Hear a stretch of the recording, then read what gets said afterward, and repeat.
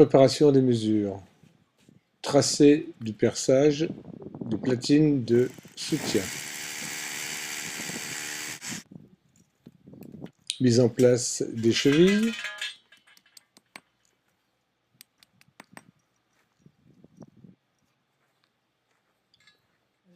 Mise en place des vis avec blocage.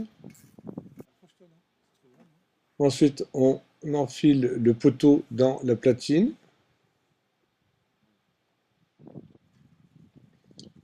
On règle le niveau dans les deux sens.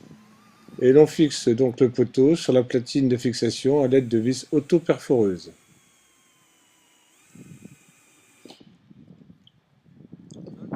On met la collerette qui va venir masquer le bas du poteau et masquer la platine de fixation.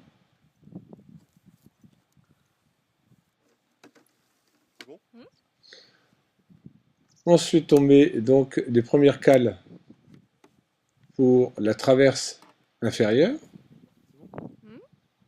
qui se glisse donc dans les gorges des poteaux. On met l'entretoise qui va nous permettre de régler la distance entre les deux traverses, la traverse inférieure et la traverse supérieure. Mise en place donc de la traverse supérieure.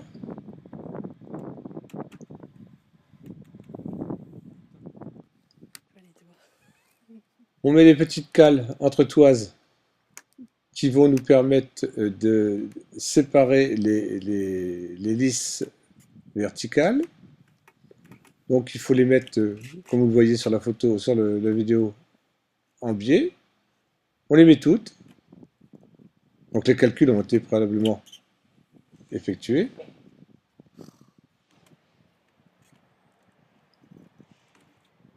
Voilà. Et maintenant, donc grâce aux petites intercalaires, donc là en l'occurrence des intercalaires de 50 mm, on va pouvoir répartir correctement les lisses verticales sur toute la longueur de la clôture.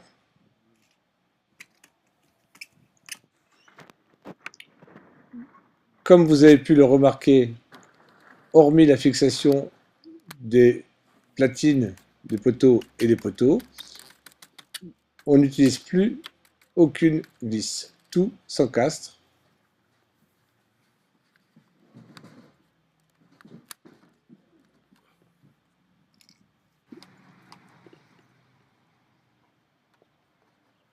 On met le clip de bon.